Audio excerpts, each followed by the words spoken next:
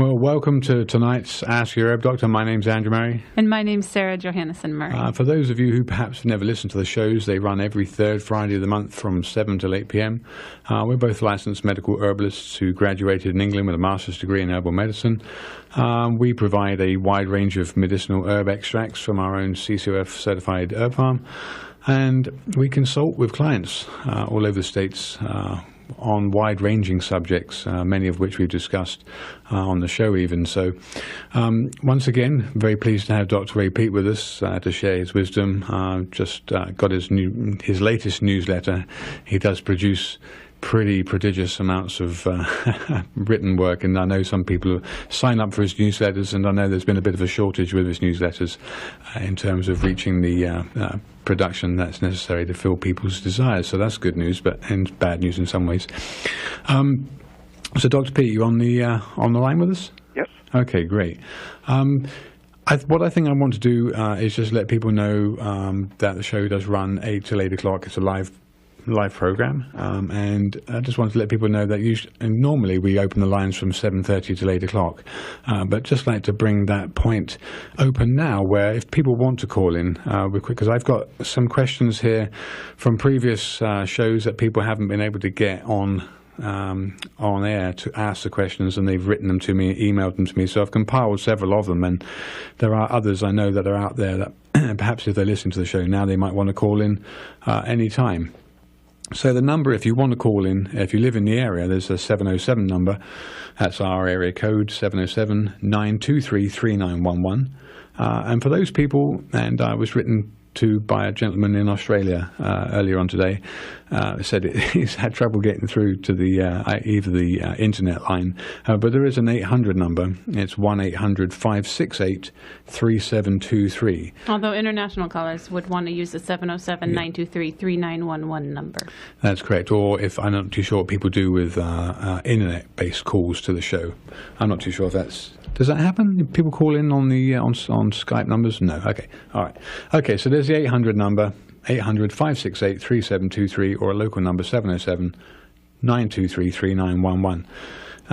Okay. So for tonight's show, we're going to open up parts of previous shows based on inflammation and Dr. Peat's current work looking at autoimmunity. Linking that to estrogen, linking that to inflammation, and how the whole concept of cell energy is something that he's constantly advocating with thyroid hormone as one of the pillars, not forgetting things like progesterone, pregnenolone, vitamin D. Obviously, there's plenty of other supplements and nutraceuticals that we're going to be mentioning as we go on. But Dr. Peat, would you, just in case people that tune in, we do get them fairly consistently, they've heard the show for the first time, or they heard the podcast for the first time, they've heard of you for the first time, and I was speaking, or rather was written to by a lady who'd first discovered your works in 1990 and has been following your advice ever since. So there's a wide spectrum of people. Would you just outline your background, your professional and academic background? PhD study at the University of Oregon at 1968 to 72. Before that, I had been a graduate student and teacher in linguistics, philosophy, psychology, English lit, among other things. I see that one of your questions from last month, I think, was about the trophoblast theory of cancer. Right. And just when I was starting in my biology study in 1968, I had known a famous old cancer genetics researcher, Lionel Strong, and he was studying the curability of cancer, mammary cancer, in the strains of mice that he developed by different types of liver extract. And in thinking about that, I realized that there might be an overlap with the work he was doing with the old John Beard trophoblast theory of cancer, which was behind the Lay trial treatment that was from almond seeds. Okay. And the late trial activates a process that its proponents saw just as a poison for the cancer cells. But since it involved activation by the enzyme beta-glucuronidase, which happens to be an enzyme that activates estrogen, I saw a link with Lionel Strong's work in which the cancer-prone animals inherited from their mothers the prenatal gestational conditions. They inherited a tendency to have high estrogen, and when he used a liver extract, the animals that he treated with the liver extract not only didn't get cancer themselves, but their offspring for several generations didn't get cancer. And is that because of the vitamin B6 in the liver helping their bodies excrete estrogen? It was one of the nucleotide fractions that it has analogs in the mainline cancer chemotherapy, but he believed it was stabilizing the DNA. But my impression was that there were anti-estrogenic substances in the liver, and some of them were also the nucleotides that Lionel Strong was talking about. But anyway, the trophoblast theory, even though I think it's wrong in its details, it's extremely rich in its overlap with the actual facts of how cancer develops. So the estrogen factor that Lionel Strong was working on, and the role of enzymes such as beta-glucuronidase, the late trial theory was based on, overlap with the trophoblast theory. And the main treatment that people used, going by the Beard trophoblast theory, the pancreatic enzyme or extracts of the pancreas were a main part of that therapy.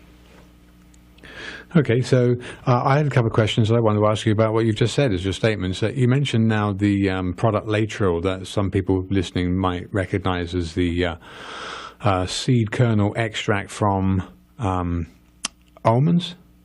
Apricots. Apricots. Okay, so wasn't the rationale for that it would break down the sugar linkage and release cyanide, and that's how it was a kind of that was the Krebs idea that it was poisoning. Right. His theory was very nice, except that it was a theory for the Laetrile that he defined as the glucuronide. Right. The molecule that he published had the glucuronic acid on it, which would be specifically released by cancer cells, by any inflamed cell, but would be poisonous only to cancer cells because they lack the ability to detoxify cyanide. Right. Now, isn't beta-glucuronidase an enzyme that breaks down the beta linkages, sugar linkages? And the glucuronic acid happens to be how toxic substances are detoxified for excretion by the liver through the kidneys. Estrogen glucuronide is the excreted, one of the main excreted forms. It can be sulfate or glucuronide mainly. Okay. And I have a great liver mushroom pate recipe if people want to make that for the holidays. And the mushrooms have anti-estrogen compounds in them too if you boil them down really well before you cook the liver with it. Yeah, we mentioned you've mentioned in the past here the button mushroom extract, which has been used as an aromatase inhibitor. So that's another interesting point. Wanted to get in later on, tying these things together, because there are lots of different herbs that have compounds in them that show anti-aromatase activity, and that's very interesting in the concept of treating cancers. There are plenty of literature out there from Native American cultures to cultures from other countries that use different herbs for carcinomas in situ, for skin cancers, for solid cancers, abdominal, etc., organ-based cancers, and it seems like there's quite a few of the instances that there is an aromatase inhibiting activity within that herb, and that's probably would best explain by your understanding and what you've written, and that would be a estrogen suppressing effect. I guess we'll get into that a little bit later on, but I just want to run these questions by you from people who tried to call in previous shows. The number again, if you live in the area, is 707-923-3911, or there's an 800 number, is 800-568-3723. Dr. Ray Peats joining us once more. And if you want to email me for the liver pate recipe, it's Sarah, SARAH, at westernbotanicalmedicine.com. All right. So I had a couple of questions based on sugars. And one of them was, does dextrinization and protein coagulation change complex carbs into simple sugars?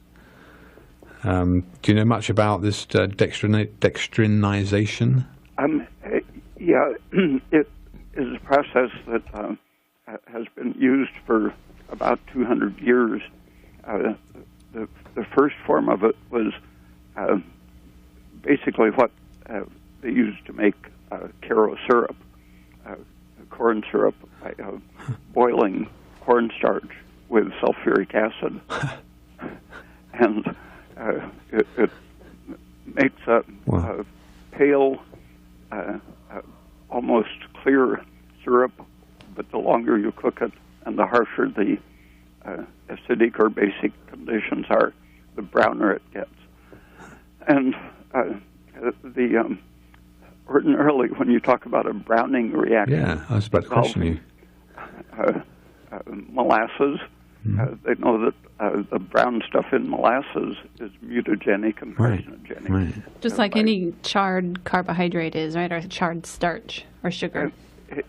And generally, when you sort out the cornstarch from the germ, you're still getting enzymes, and there are amino groups spread throughout the starch part of the grain, and those amino groups participate in the classical browning reaction that makes these mutagenic carcinogens, which have a brown color.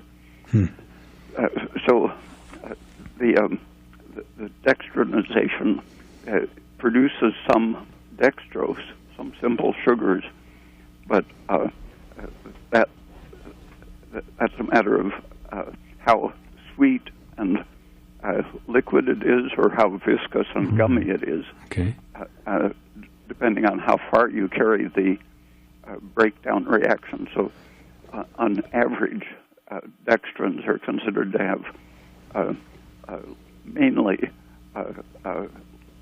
groups of glucose molecules that are around 10 molecules long, 5 to 10 or 15.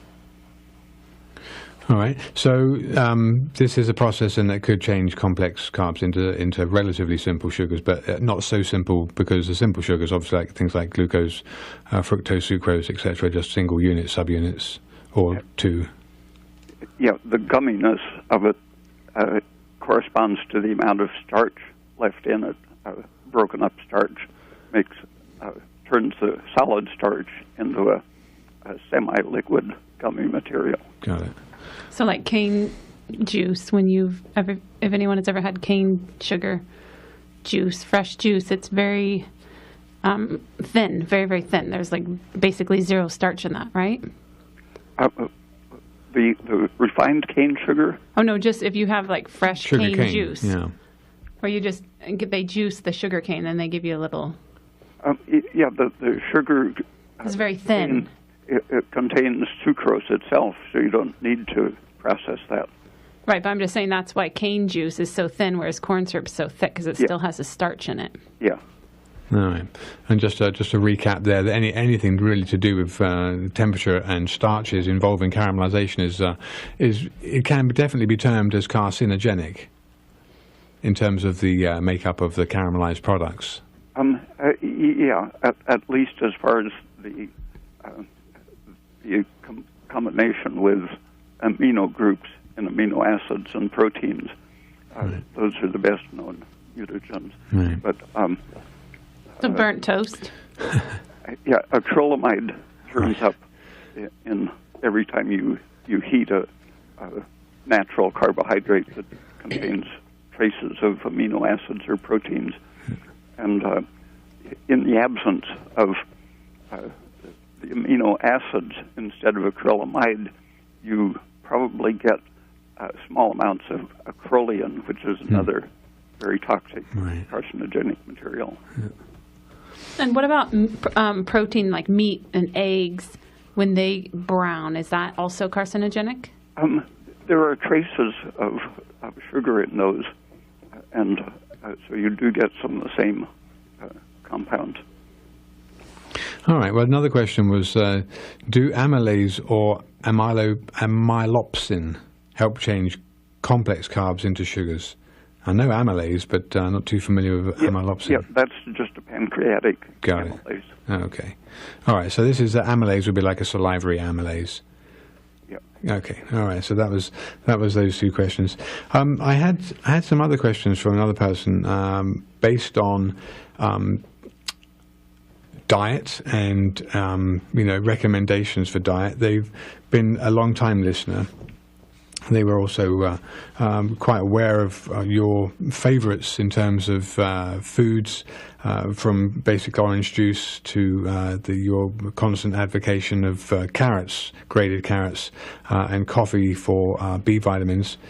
In terms of general nutrition, I just wanted to recap for those people that maybe haven't listened too much before, but in terms of calories for a female, what would you rate as being generally acceptable calories for relatively sedentary type work, just so we can understand those people that perhaps if they look at their food caloric intake, they'll probably recognize they're getting far too many calories, and what is actually realistic to burn in somebody's healthy metabolism versus the calories they're getting from food. So what do you think is a caloric intake for a female?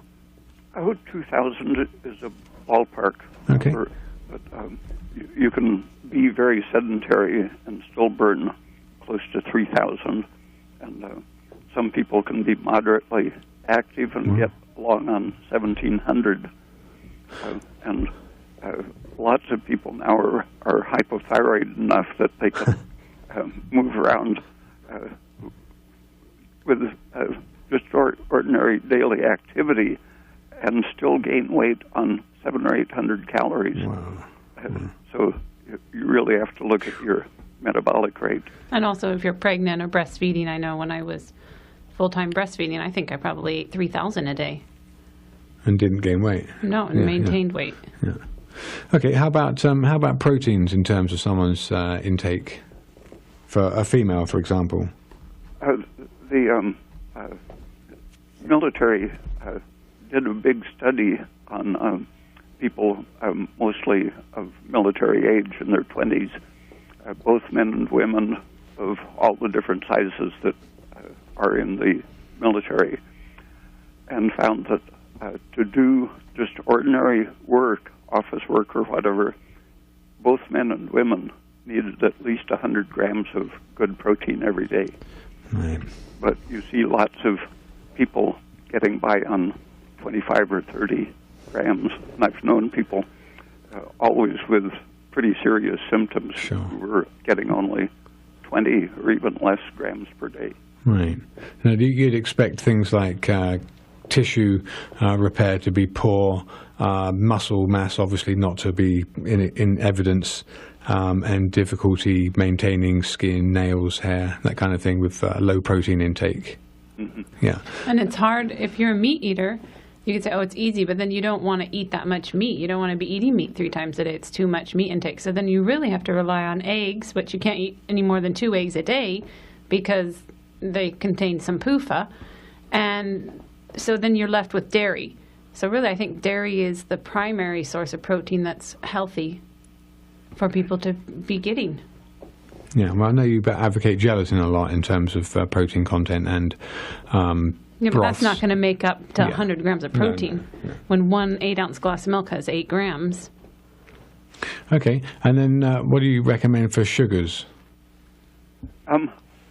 It really depends on your digestion, your intestinal health. When I was in Mexico, I saw a lot of nutritionists trying to justify a bean and rice-based diet. And there are lots of reasons that you can't get along very well on, even though the amino acids seem to be equivalent to protein.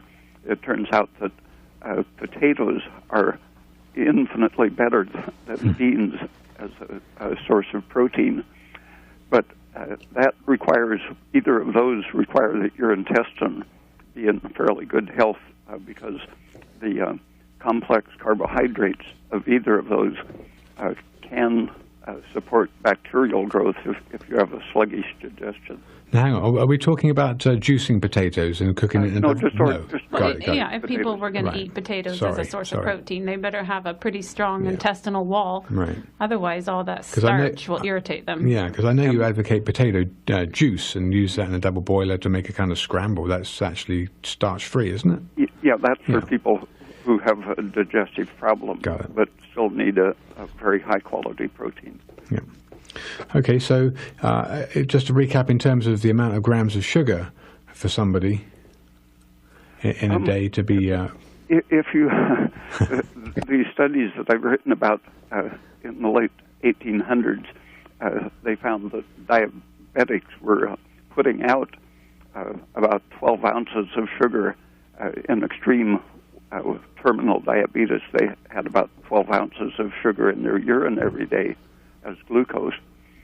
And so they reasoned that they would die less quickly if they replaced that amount of sugar that they were losing.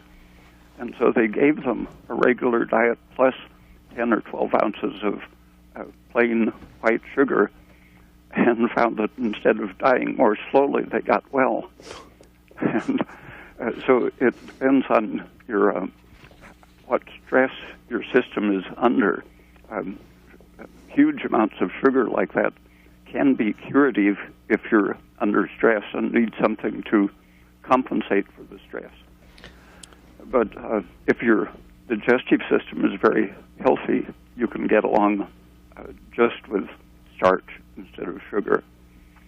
But you still need a few hundred grams of carbohydrate, either as starch or sugar, every day. Yeah.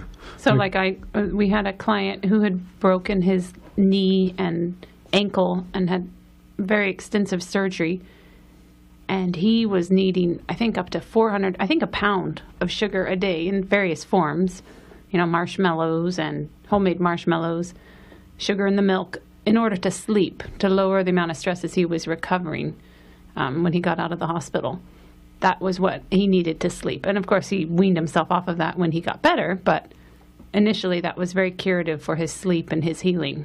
I've seen similar things in people with cancer or just extreme old age, insomnia, when they drank a little syrup-like concentrate of sugar in milk or ate a bowl of ice cream during the middle of the night, they could get back to sleep. Yeah, he went from not sleeping at all, like waking every hour and just completely restless and in pain, to sleeping all through the night, just from increasing his sugar.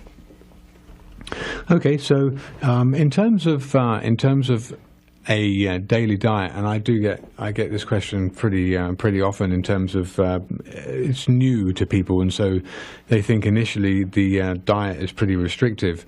We've kind of produced a 3-page or thereabouts breakdown of foods that we know from you and what you've researched that is healthy, thyroid supportive, anti-inflammatory foods, and those kind of foods that are definitely to be avoided. Obviously, the polyunsaturates, which really kicked off this entire thing with us 7 years ago.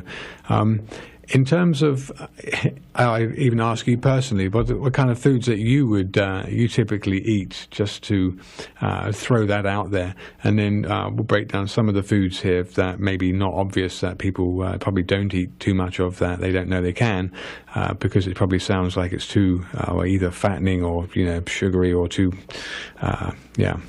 problematic from another perspective. But what kind of foods do you typically gravitate towards that keep you going? 2 or 3 quarts of milk, up to a gallon of milk per day, usually 1%, and usually 1 big egg, fried in butter typically, and orange juice, as much as is available if it's good, at least a pint, preferably more. Good sweet orange juice, and typically about once a week, some oysters or some liver. Almost every day, some kind of gelatinous soup, tail soup, or sometimes chicken soup with all the fat skimmed off. Mm-hmm. Okay, all right. Well, so that's kind of key ingredients. So, Sarah, I mean, because the person asked, they said they were very aware from listening to you and having they came across you in the early 90s. They said, and they've been paying attention to you ever since in terms of your books and newsletters. But what they were asking for, which was kind of, in some ways, it was a little strange, because they would have thought by now they would have recognized all the kind of foods that you do gravitate towards. But we've produced a pretty extensive list of those foods that are thyroid suppressive that people don't always recognize, whether it's beans, nuts, seeds, and kind of typical polyunsaturated rich foods that would have a thyroid suppressing effect. But I know Sarah's a very good cook, and you do make some excellent food, and so I'm very lucky to have that. So I don't ever find there's any shortage of variation. I mean, every now and again, obviously, we eat lots of different cheeses. We drink a lot of milk and orange juice. We eat milk powder pancakes every morning that I make ahead of time, so I don't have to make them every day. And that's a pretty easy recipe if you can find some good organic, non-fat milk powder. How often do you eat the milk powder pancakes, Dr. Pete? Oh, every day when we have the powder supply, then we run out of it and don't eat them for a few months. Now I know what to get you for Christmas, Dr. Pete. So, yeah, we usually have one meal. I try to tell my clients that if you split your meals up into proteins, you're going to have your liver or your oysters or your meat or your broth, because it doesn't have to be heavy on the protein side. Then you want to have that with one meal. You want to have your dairy, like whether it's cottage cheese or homemade ricotta cheese is really easy to make, or your milk powder pancakes, and you can make them savory too and grill them with melted cheese on top. Also, you can do, Greek yogurts. There's some good organic Greek yogurts that are very, very high protein and not sour. And then you have your egg meal. And I tend to like eggs for lunch rather than breakfast because of the blood sugar lowering effect of the eggs. I feel it's nicer to have something sweeter like the milk powder pancake for breakfast with coffee rather than having eggs with coffee, because both of those things lower your blood sugar. And then all the bone broths and the types of meats that are certainly good for you in terms of not being purely muscle meats, like brisket has an excellent saturated fat layer on it. And then lamb shanks are nice to roast. Oxtail, like Dr. Pete talked about, that's very gelatinous. Otherwise, if you have ground meat, I just sprinkle a little extra gelatin in there and maybe some leftover drippings from a roast I made to moisten it up and to give a little extra gelatin.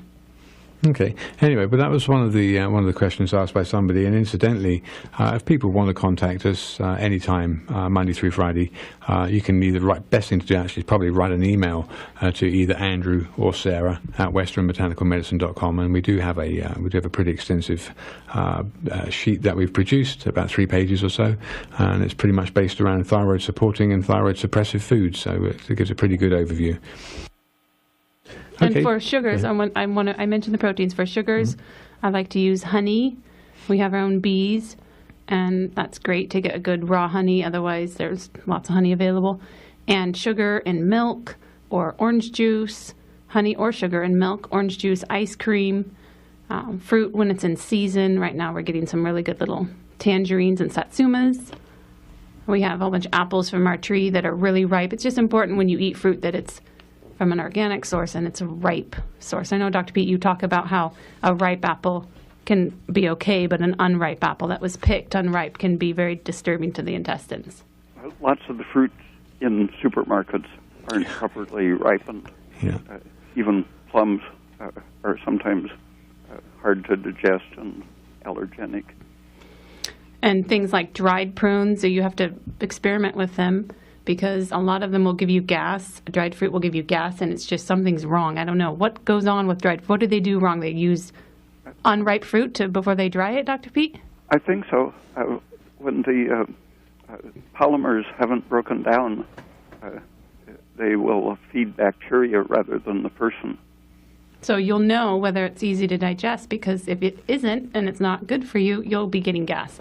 Yeah. Isn't that a pretty good rule of thumb, Dr. Pete? Okay, we're getting on to another question. One more thing I just want to mention is milk. It's a very good source of a high-quality sugar, lactose. So, 1 glass of milk has 12 grams of sugar. 1 glass of orange juice has 25. So you can add extra sugar to your milk to make up your quota. And I basically say 150 grams a day is like a diet level. Wouldn't you say so, Dr. Pete? Yeah. Well, for an active person. For someone sedentary, maybe that's the right amount to maintain. Yeah. And the lactose in milk is famous for helping to absorb the calcium, but some studies indicate that fructose or sucrose can serve the same purpose and spare the calcium in your diet, so you can be deficient slightly in calcium and make it up by having enough sugar to keep the stress down so you don't waste your calcium. And also, Dr. Pete, you said that people who think that they're lactose intolerant because when they drink milk they get terrible gas and indigestion, you can almost retrain your digestion, but basically remanufacture lactase so you can break down the lactose. It's just if you're not drinking milk, your body will stop producing the enzyme to break it down. It's as simple as that, just science. And especially if a person is hypothyroid, the intestine has trouble producing enough enzymes. And also has trouble producing enough stomach acid and all sorts of digestive problems you'll develop with hypothyroidism. So if you just take a tablespoon a day, and if you're really sensitive, you can start with like a half a teaspoon or a teaspoon, and every day increase it. Within a month, you'll have a full spectrum of enzymes because that's what it takes. If you've studied pharmacology, you'll learn that it takes a month to fully manufacture the amount of enzymes. But Dr. Pete, you were saying that it might only take 2 weeks. Yeah, especially if your thyroid is good, you can change your enzymes more quickly. And then the more you drink, the more enzyme you'll make, and you'll be able to adjust to it. So it's not like you can't ever eat dairy or eat cheese or drink milk again. I just had another question here I wanted to get by. It's pretty quick. It won't take too long. I'm not too sure where they were going with it, but red LEDs, I know we've done shows on red light. They wanted to know if red LEDs would be sufficient for red light as opposed to the 250 watt heat lamps that normally we're recommending. Probably at least some of the wavelengths are enough to reactivate the respiratory enzyme, and that's one of the best known but crucial effects of sunlight incandescent light and some of the LEDs. The respiratory enzyme copper atom in the darkness, it tends to be displaced from the enzyme, causing failure of the respiratory system. And the red light has just the right amount of energy to move the copper back into its proper oxidizing position. Okay, cool. So red LEDs will work, and then if people have them, that's all well and good. Otherwise, red light from a good source 250-watt heat lamp. Okay, we have our first caller here, so let's take this next call and see where you're from, caller. What's the question? Hello, you're on the air.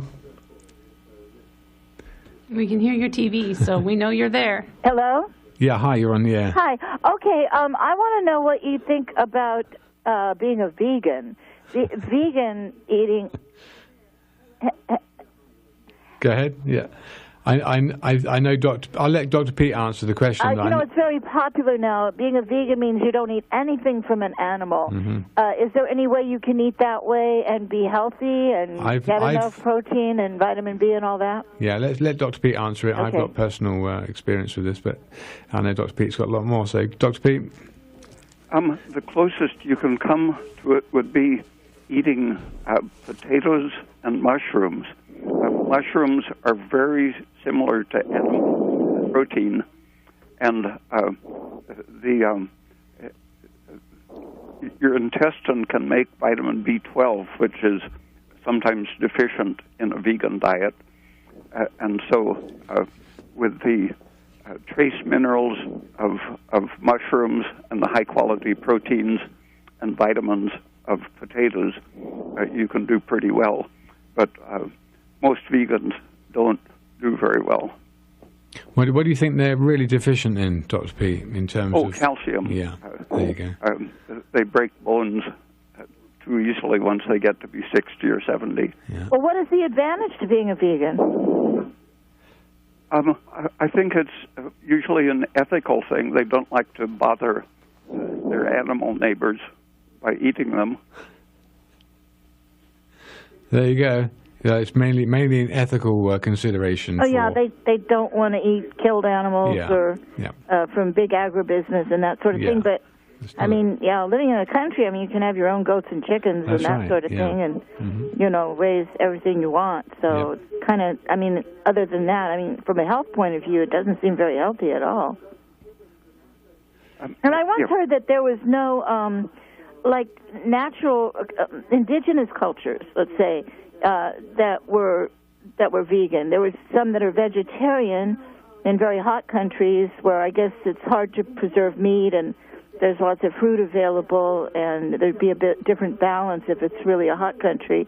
But that there's no place where you're going to find a vegan diet among indigenous people. Is that true? Some people have studied the Fulani people of Africa and found that they were pretty close to vegan, but very sick, lots of heart disease. Wow. So, you mean from atheroma, from some kind of polyunsaturated damage? Probably because of the calcium deficiency. Oh, okay. Calcium is good for your heart? Very, very important for your heart. How much calcium do you need a day? 2,000 milligrams a day, which is basically 2 quarts of milk. So you can, break that down if you wanted to do yogurt, cottage cheese. I take additional eggshell powder from my own eggs, ground up in a coffee grinder as fine as you can get them. A quarter teaspoon is about 600 milligrams. Coffee has calcium? No, sorry, I grind the eggshell in a coffee grinder to make powder. But coffee has some minerals in it. Yeah, you say that coffee is good. I drink a cup of coffee every morning. Good. I think 3 or 4 would be better, but not in the morning. But anyway, thanks for your call. All right, thank you. Okay, we have another caller on the air. Let's take this call away from, and what's your question? Spyrock, I was wondering about the correlation of a high dairy allergy, and I'm also a vegan. So what will I do for calcium and protein besides the potato every day? What about eggshells? Oh. I was just talking, would you do eggshells or not, because that's from an animal? Yeah, it's Oyster shell. Well, that's another animal, I guess. hard to swallow, isn't it? But you can put it in capsules. I just swallow it down with a little water. It kind of forms a little bolus, and it's easy to swallow. It wants to. And you can't get it from, like, vegetables. Well, you leafy- can boil Dr. Pete. greens. Leafy greens, if you cook them thoroughly and save the water, are a good source of calcium and magnesium. How much do you think you would have to eat if you were strictly vegan and this is how you were going to get your calcium? About a pound, I think. Okay. You'd have to Pound boil of a greens. pound down a day and then drink all that water. I think so. And another way to help get the minerals out of the greens, especially those with oxalic acid, but even with kale, is put baking soda in it. Okay. And that helps neutralize the oxalic acid because oxalic acid that's in spinach and chard blocks your absorption of the calcium. Okay.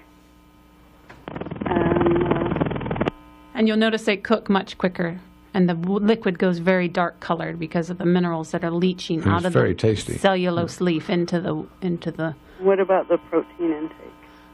The protein, I mean, the fruit does have some protein. The potatoes, how many pounds of potatoes would you have to eat a day, Dr. Pete, to get, would you say 5 pounds? 5 pounds. Yeah, there you go. So you could eat 5 pounds of potatoes, or you could juice those potatoes better still if you didn't want to physically eat the bulk of 5 pounds of potatoes. And are a lot of nuts bad for you? Say that again? Was that? Nuts. Nuts bad for you? No. Well, yeah, nuts have a lot of polyunsaturated fatty acids that are very estrogenic. So a lot of nuts is not good.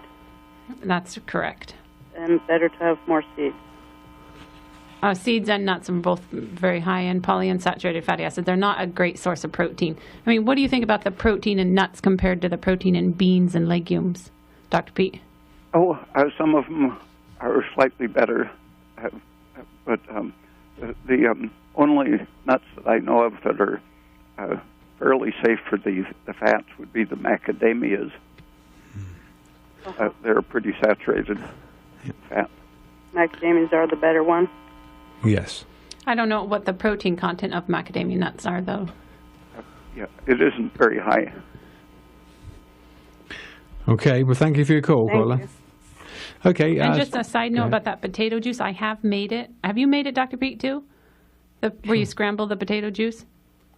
What was that? Where you juice the potatoes and then you separate it from the starch and you scramble it. Yeah. It's pretty tasty. Oh yeah. It With tastes butter? pretty much like mashed potatoes Yeah. when you put butter on it.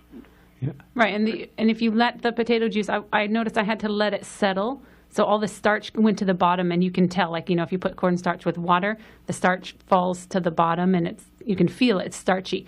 So with potato juice, it's the same way. The starch falls to the bottom, and you have this juice on top, and you just pour that juice that's on the top. But you have to let it settle. Don't use it right away. And it's all protein, isn't it? Pretty much. Well, once the water's gone. Yeah. Yeah, the slimy part of the juice is it should be sort of like egg white, depending on the type of potato. Some of it is very gelatinous and cooks easily. The others are kind of watery, and you get a mushy mashed potato effect. Okay. So we it's have. probably the waxy versus the floury potato. Yeah. Okay, we have another caller here. So let's take this next caller. Caller, where are you from? And what's your question? Bob in Willits. Willits. Hi. What's your question? We're getting involved with fermented vegetables, cabbage and all kinds of fermented vegetables. We're doing it ourselves, and it's just terrific. And it really straightens up the flora in your gut and throughout your whole digestive tract. What do you think about fermented vegetables? And I'll take the answer off the air. Okay. Thanks for your call, Thank Dr. you. Pete. Did you hear that caller's question? Not most of it. Fermented what? Vegetables. He said he's been getting into making his own fermented vegetables, and what do you think about that? Oh, some of them taste very nice, like sauerkraut, but I don't think there is much nutritional value in them, and there's a risk of getting bad fungus contamination in them. In Asia, where fermented vegetables are very popular, they've seen a lot of stomach and throat cancer that they think comes from the fungal contamination of fermented vegetables. And what about the lactic acid content? Yeah, lactic acid puts a burden on your liver to turn it back into glucose. It takes more energy than you get out of the glucose. So you think it's more nutritious to boil the vegetables rather than ferment them? Yeah. And what about the caller also mentioned about the gut bacteria, the probiotics? The small intestine, I think, is best when it's cleanest. Very vigorous people with good digestion and high thyroid function have almost a sterile small intestine from their mouth to their appendix. Basically, there's nothing growing, so they get a chance to absorb all of the nutrients without competing with bacteria. Then, in the healthy person, the bacteria grow just in the colon. So you don't want to support bacterial growth higher up in your intestine. The H. pylori is an example of much too high in the digestive system for bacteria to live. I just had a throat swab done, and it was they couldn't find anything in my throat swab. So the doctor said, there's something wrong because your mouth is sterile. Anyway, we have another caller. I just wanted to put out the number again for those people that listen to the show. We've got until 8 o'clock here. Dr. Ray Peats very kindly joining us again. Okay, number is 707-923-3911 or 800 number for those folks in different parts of the states, 1-800-568-3723. So we have another caller on the air. Caller, what's your question and where are you from? Yes, Colorado. Colorado, and welcome. The question is, how would I find out if my methylation is interfering with my vitamin D absorption? I tried a higher therapeutic dose of 12,000 IUs for a couple months, and I did bring the level up to 73, but my symptoms persisted that I'm trying to figure out what to do. I went from 30 to 73. Okay, so Dr. Peat, did you hear that? It's a little bad. The line's not that great, but I'm sorry. That's okay. Methylation. Yeah. How would I know my methylation is working? Dr. Peat. Methylation in general? I think she's in relation to B vitamins. No, D. I'm sorry. D as in dog. Oh, D. Yes. I beg your pardon. Okay. I know, because I just wrote a note to Andrew. I said, what B vitamin? Yeah. Okay. No, it's D. D, vitamin D. Well, have you had your vitamin D blood level checked? Yes, I did. It's 73. Yeah. Oh, that sounds that's plenty enough. That's good. So what, in terms of methylation, you were saying, because I thought we were dealing with methylating vitamin B12 and right. being an I issue. understand that the receptor sites of vitamin D may recede if your methylation is not correct. Dr. Peat? I would guess that any symptoms you have that are related to vitamin D might be from not having enough calcium and magnesium, or maybe having too much phosphate in your diet. Okay.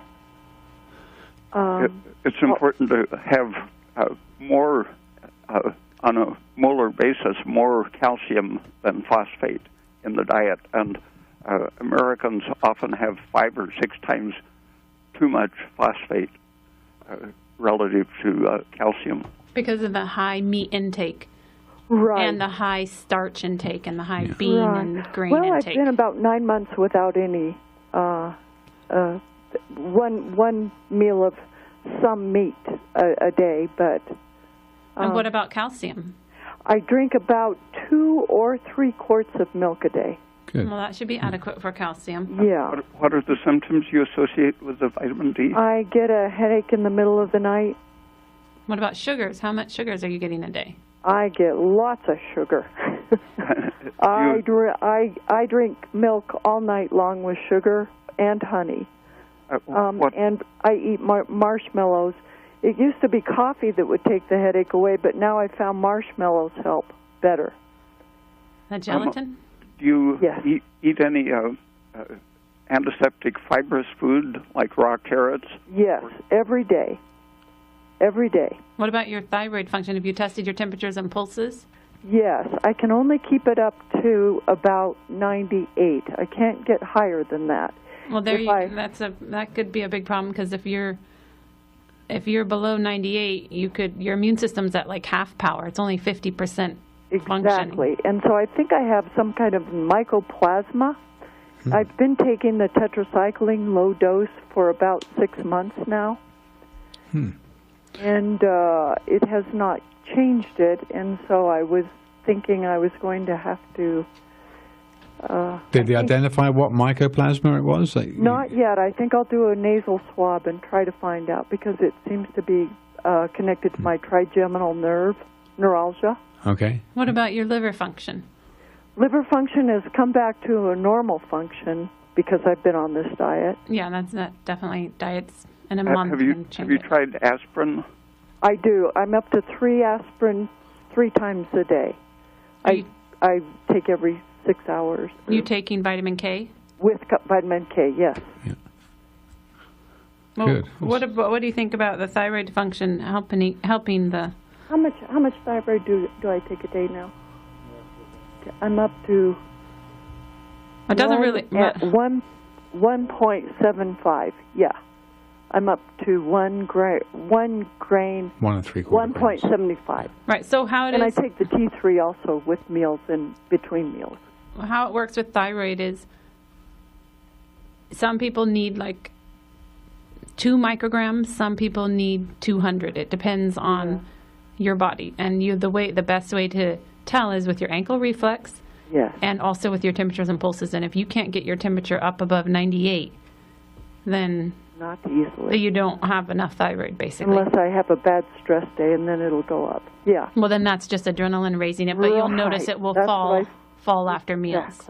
Exactly. Sometimes a mysterious headache can be traced to a single supplement or a single food that you might have only once a week, causing an allergic irritation.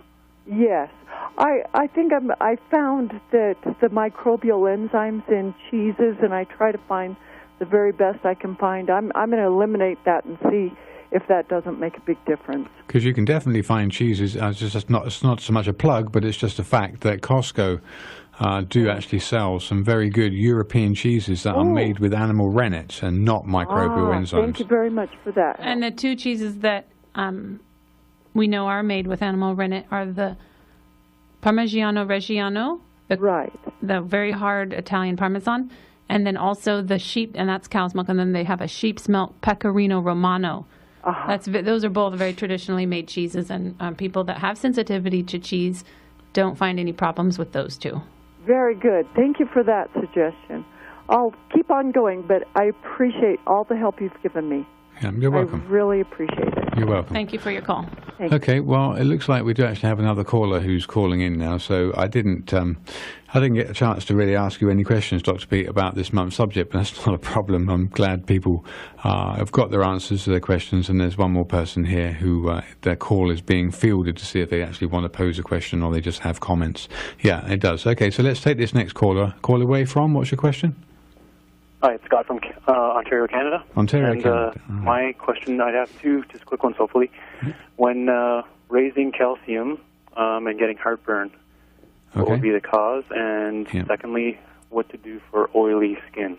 Okay. So wait a minute. You said when you increase your calcium intake, you get heartburn? Yeah, so if I'm drinking 2 quarts of milk a day and having lots of cottage cheese, and then trying to use extra eggshell or calcium carbonate and then getting like a heartburn reaction. Do you know if you get it specifically just to the eggshell when you take that in isolation or without food, though? Are you aware of that, or do you take... Or the cottage cheese, if it's very acidic. Yeah, it seems to be the only one I add in, like the extra, like the supplement of calcium carbonate or eggshell. How much eggshell are you taking? About half a teaspoon. Half a teaspoon. At a time or during the day? At a time. Yeah, that might be too much at a time. I take like 1/8 of a teaspoon at a time, but then I drink a lot of milk. So if people don't drink milk, then you'd need to take like a 1/4 teaspoon at each meal with the food, after the food. And you definitely want to take it with food, because I've noticed people. Quite a lot of people talk about upset. But it's usually more loose. It causes their stools to be loose or hard. But Dr. Pete, what would you think is contributing to this gentleman's heartburn? Lots of people get stomach irritation from calcium supplements and magnesium supplements. Anything manufactured or in an excessively pure form, the eggshell is almost a pure calcium carbonate, and your stomach and intestine have trouble with pure chemistry.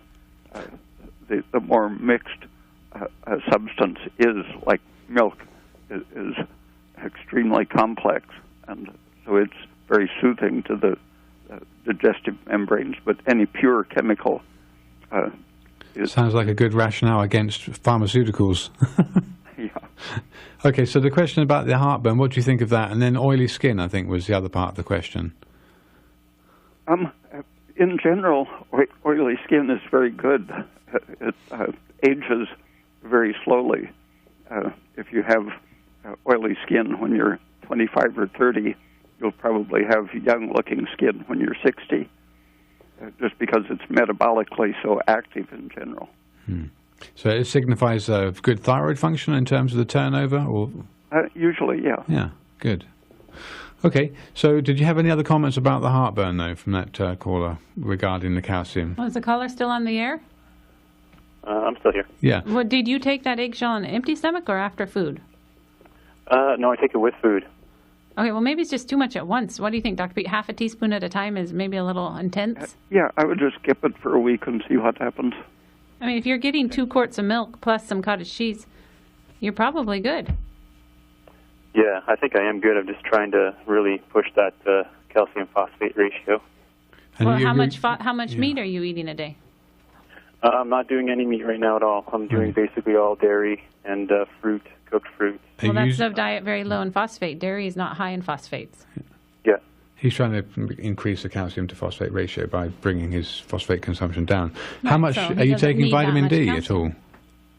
Yeah, I do take vitamin D, vitamin A, E, and K. Yeah, well, especially up there in Don't take Canada too much A. Sometimes vitamin A can be irritating to the intestine. I had to stop using it orally several years ago and use it only on my skin. There you go, because it's fat soluble. So and it's thyroid suppressive. How much A were you using a day? Are you using a day? It depends. I try to do it orally or transdermally, so usually maybe 5 to 10 every couple of days, 5 to 10K. That might be a little bit too much for your thyroid function, because if you ate 4 ounces of beef liver, it typically has on average about 10,000 units, and you would want to eat 4 ounces of beef liver once a week. So that might be a little bit too much A. Okay, well, thank you for your call anyway. We're right to the top of the hour now, so it's kind of coming to the close of the show. Appreciate your time. Thanks very much. You're welcome. Dr. Pete. Are you still there, Dr. Pete? Yes. Yeah. Thank you very much for joining us again, the last show of 2016. We'll look and see, I think by the third Friday of next month, we might have a new president, and we might have got through the ups and downs of the contentious ongoing electoral results with the college and it's been to cast their final vote on the 19th there. And it has been 8 years. Didn't Dr. Pete first join us on the show in 2008? I thought it was 7, but yeah, okay. Well, you said it has only been 7 years, but yeah, it's more than that. Yeah, it was 2008. Yeah, Dr. Pete, thank you very much for your time.